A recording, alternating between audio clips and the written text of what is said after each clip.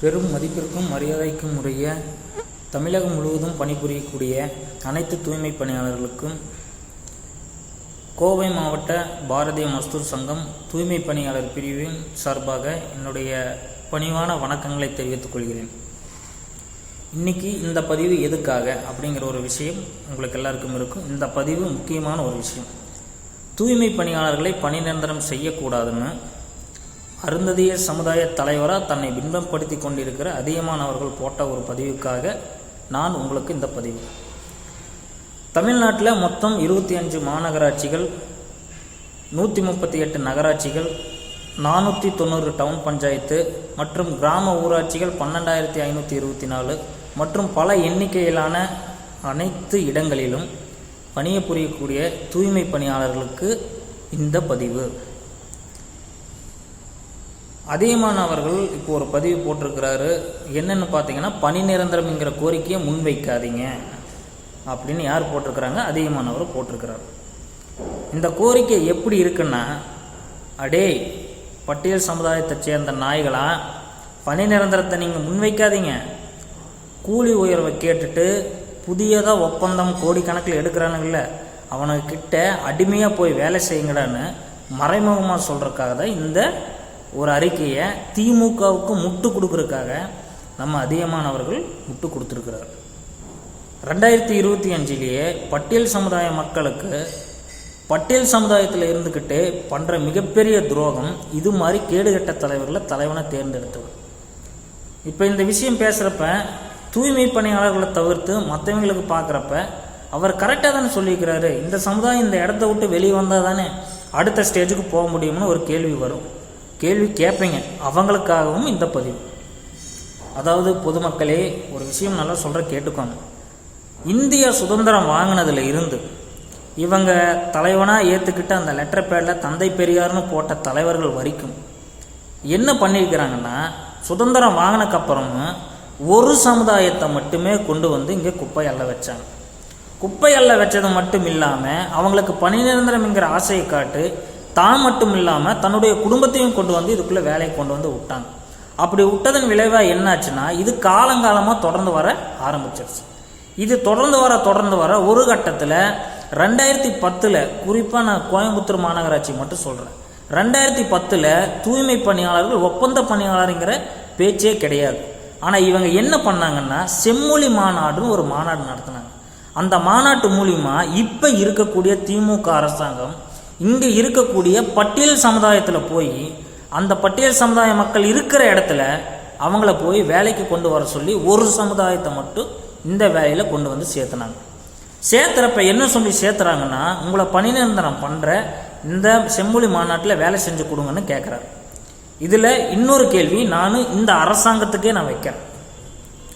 இப்போ ஒரு மின்சாரத்துறையில் வேலைக்கு நம்ம போகிறப்ப அவங்க சரியாக அந்த கம்பம் ஏறுவாங்களா, அவங்களுக்கு அந்த வேலையினோட நுணுக்கம் தெரியுமா, எல்லாமே தெரிஞ்சாதான் அவங்களுக்கு அந்த பண்ணி கொடுக்குறாங்க. ஒரு போக்குவரத்து துறைக்கு போகிறோம். அந்த போக்குவரத்து துறையில் அந்த ஓட்டுநர்கள் சரியான முறையில் வண்டி ஓட்டுறாங்களா, அவங்கக்கிட்ட எல்லா எக்யூப்மெண்ட் லைசன்ஸ் இருக்கா, பேட்ச் இருக்கான்னு பார்த்து தான் அவங்களுக்கு பணியும் கொடுக்குறாங்க.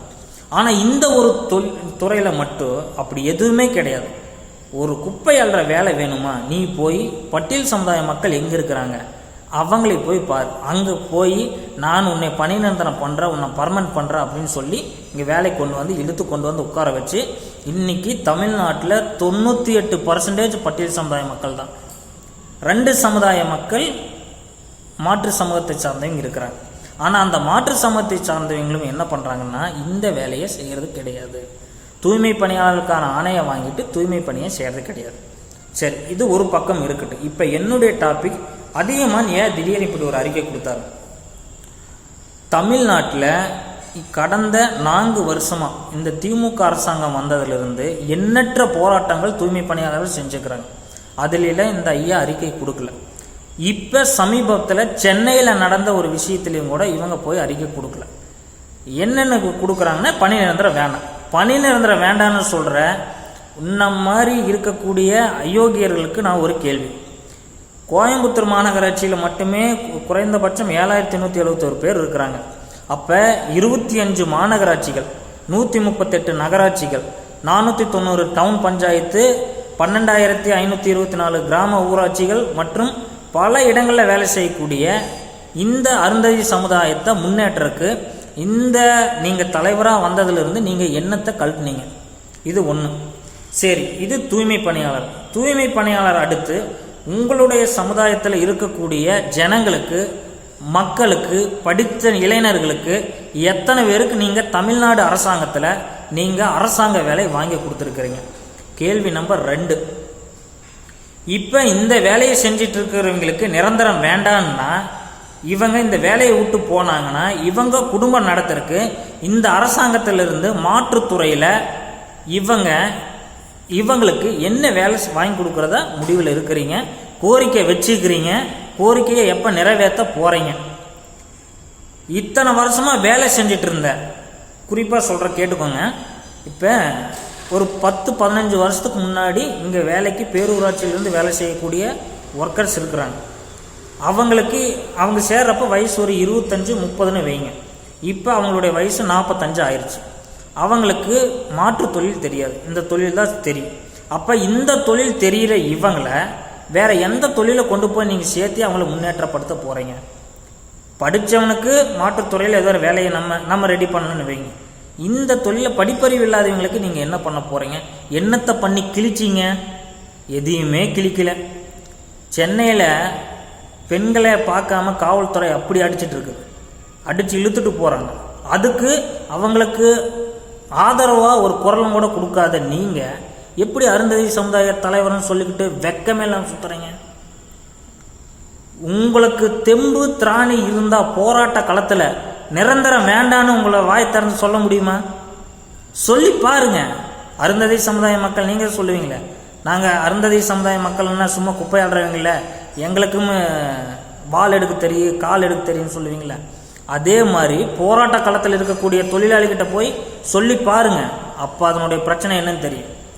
சும்மா இத்தனை நாள் இல்லாத ஒரு தலைவன் இன்னைக்கு வந்து இவங்களைய பணி நிரந்தரம் வேண்டாம், இது குலத்தொழில்னு சொல்லிக்கிட்டு ஒரு முத்திரையை பதிச்சு, இதே சமூக ஊடகங்கள் இவர் ஏதோ பெரிய தலைவராட்டா, இவர் அப்படியே சமுதாயத்தை கட்டி காப்பாற்றி தூக்கிட்டு போனவராட்ட ஊடகங்கள் போட்டு இவரை ஒரு தலைவனாக எடுத்து இவர்கிட்ட விவாதம் வேற நடத்துறீங்க. என்னத்தை பண்ணி கிழிச்சிட்டீங்க நீங்களா அருந்ததி சமுதாய மக்களுக்கு? எத்தனை ஜனங்க படிச்சுக்கிட்டு வேலை இல்லாமல் சமுதாய மக்கள், அருந்ததி சமுதாய மக்கள் இருக்கிறாங்க தெரியுமா? இளைஞர்கள் இருக்கிறாங்க தெரியுங்களா? மாணவர்கள் இருக்கிறாங்க தெரியுமா? மாணவிகள் இருக்கிறாங்க தெரியுமா? அவங்களுக்கெல்லாம் ஒரு இது பண்ணுறதுக்கு உங்களுக்கு துப்பில்ல. நீங்கள் நிரந்தரம் வேண்டாங்கிறீங்க, கேட்டால் அடக்குமுறைங்கிறீங்க. பின்ன இவங்க இத்தனை வருஷம் வேலை செஞ்சுக்கிறாங்க. உங்ககிட்ட இன்னொரு முக்கியமான கோரிக்கை வைக்கிறவங்க, அதிகமானவர்கள் இத்தனை வருஷம் தூய்மை பணியாளர்கள் வேலை செஞ்சுட்டு இருக்கிறாங்க. இந்த வேலையை விட்டு தமிழ்நாடு முழுக்க இருக்கிற தூய்மை பணியாளர்கள் இந்த வேலையை விட்டு போகிறாங்கன்னே வைங்க. ஒரு தொழிலாளி அவன் வேலை செஞ்சதுக்கு, ஒரு தூய்மை பணியாளர் வேலை செஞ்சதுக்கு, ஒரு டிபிசி பணியாளர் வேலை செஞ்சதுக்கு அவங்களுக்கு ஒரு வருஷத்துக்கு நஷ்டஈட ஒரு வருஷம் 1,00,000 ரூபான்னு வச்சு ஒவ்வொரு தொழிலாளிக்கும் எத்தனை வருஷம் வேலை செஞ்சுக்கிறாங்களோ, ஒரு தொழிலாளி 15 வருஷம் வேலை செஞ்சுருந்தாங்கன்னா அவங்களுக்கு 15 லட்சம் ரூபா நஷ்டஈடு கொடுங்க. இந்த தொழிலை விட்டு போயிடுவாங்க. இந்த தொழிலை விட்டு அவங்க போய் மாற்று வேலையை அவங்க பார்த்துக்குவாங்க.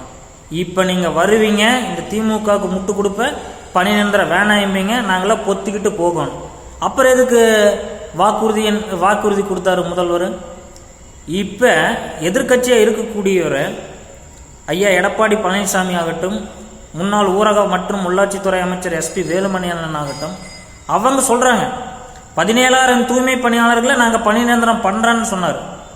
இவர் என்ன கழட்டினார்? இவருக்கு நீங்கள் போய் முட்டு கொடுத்துட்டு இருக்கிறீங்க. அப்போ ஒரு சமுதாயத்தை திமுக கிட்ட அடமானம் வைக்கிறது யாரு? நீங்கள். அவங்க கிட்ட அடமானம் வச்சு இவங்களை ஒப்பந்ததாரர்கள் கார்பரேட்னு சொல்லிட்டு இருக்கிறீங்களே, அந்த கார்பரேட் நிறுவனங்களை எல்லாம் கொண்டு வர்றதுக்கு நீங்கள் ஒரு மூளை செலவையை அவங்கக்கிட்ட பயன்பட்டு இருக்கிறீங்க. இதுக்கு தூய்மை பணியாளர் நாங்கள்லாம் நீங்கள் பேசுவீங்க, நாங்கள் பொத்திக்கிட்டு போய்கிட்டே இருக்கோம். அப்புறம் எதுக்கு நாங்கள் பசியும் பட்டினியோடு அங்கே போராடுறது? நீங்களாம் ஒரு மனுஷனாக இருந்தால் dengue, cholera, malaria, corona virus, கரும்புஞ்சை வைரஸ், இதுக்கு முன்னாடி பிளாக் நோய், இத்தனை காலகட்டத்தில் வேலை செஞ்ச தொழிலாளிகளோட கஷ்டத்தை உணர்வு பூர்வமாக உணர்ந்திருந்தா ஒரு சமுதாய தலைவனா இந்த வேலை செய்யணும்னா மினிமம் வேஜஸில் ஒரு தொழிலாளிக்கு மாதத்துக்கு 40,000 ரூபா கொடு அப்படின்னு சொல்லியிருந்தா அனைத்து சமூகமும் இன்னைக்கு வேலை செஞ்சுருக்கும். ஆனால் அதெல்லாம் சொல்கிறதுக்கு உங்களுக்கு வக்கு இல்லை. கஷ்டப்பட்டு படிப்பே அறிவில்லாமல் போராடி பணி நிரந்தரம் வாங்கி தம் பிள்ளைகளை தான் படிக்கலினாலும் அரசாங்க சம்பளம் இருந்தால் கடன் வாங்கி தம் பிள்ளைகளை படிக்க வச்சு அவங்கள ஒரு நல்ல நிலைமைக்கு கொண்டு போகலாம் அப்படிங்கிறக்காக தான் பணி நிரந்தரம். பணி நிரந்தரம்னா மற்ற டிபார்ட்மெண்ட்டுகளில் இருக்கிற மாதிரி இல்லை.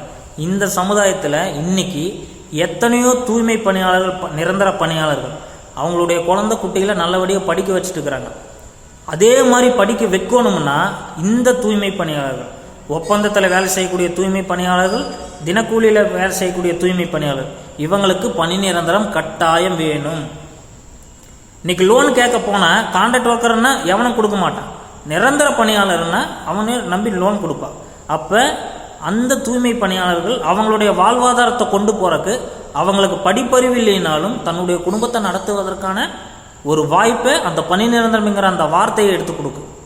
அது வார்த்தை மட்டும் கிடையாதுங்க, அது அவங்களுடைய வாழ்க்கை. அதுதான் அவங்களுடைய வாழ்வாதார முன்னேற்றம். அதை வச்சு தான் அவங்க மேலே மேலே போவாங்க. சிலர் ஒட்டுமொத்தமாக எல்லாரும் மேலே போவாங்கன்னு சொல்ல, சிலர் தாம் பட்ட கஷ்டத்தை தாம் பிள்ளைய படக்கூடாதுன்னு நினைக்கிறவங்க கண்டிப்பாக அவங்களே மேலே கொண்டு போவாங்க. அதுக்கு ஒரு முக்கிய ஆதாரமாக இந்த பணி நிரந்தரம் இருக்குது. இன்னொரு தடவை இந்த பணி நிரந்தரம் வேண்டான்னு சொல்லிக்கிட்டு இருந்தீங்க, அது நம்ம பட்டியல் சமுதாய மக்களில் உங்களுக்கு அதிகமானுங்கிற பேர் வராது, வேறு பேர் தான் உங்களுக்கு வரும். அதையும் நான் சொல்லிடுறேன். இன்னொன்று, தயவு செய்து இந்த அதிகமான் போன்ற தலைவர்களையெல்லாம் இந்த ஆதித்தமிழர் பேரவை அப்படின்னு வச்சுக்கிட்டு சமுதாயத்தை கொண்டு போய் இவங்க அடமானம் வச்சுட்டு இருக்கிறாங்களே, இவங்களை நம்பி யாரும் பயணம் பண்ணாதீங்க. பிஜேபி ஆகுனா பிஜேபி அதை பண்ணுச்சு, ஏடிஎம்கே இதை பண்ணுச்சுன்னு சொல்ல உங்களுக்கு ஆர்டிக்கல் 370 இங்கே ஜம்மு காஷ்மீரில் எடுத்தாங்க. அது எடுத்ததுக்கப்புறம் தான் இன்னைக்கு அங்கே வால்மீகி சமுதாயத்தை சேர்ந்த சமுதாயத்தை சேர்ந்தவங்க தூய்மை பணியாளராக இத்தனை நாள் அடிமையாக இருந்து இன்னைக்கு அவங்க படிச்சிருந்தாலும் தூய்மை பணியாளராக தான் வேலை செஞ்சுட்டு இருந்தாங்க. இன்றைக்கி இந்த ஆர்டிக்கல் 370 எடுத்ததுக்கப்புறம் மொத்த பேருமே டிகிரி படித்தவங்க எல்லாருமே மாற்றுத்துறைகளுக்கு வேலைக்கு போயிட்டுருக்குறாங்க. காரணம், அங்கே பிஜேபியினுடைய அரசாங்கம் ஒரு தூய்மை பணியாளர் அடிமையாக இருக்கிறாங்கன்னு தெரிஞ்சு அவங்களையே மாற்றுத்துறைக்கு கொண்டு போகிறக்கு அந்த ஆர்டிக்கல் 370 யூஸ் ஆச்சு. இது பிஜேபி செஞ்சது. நீங்கள் சங்கின்னு சொல்கிற அந்த சங்கியை செஞ்சது.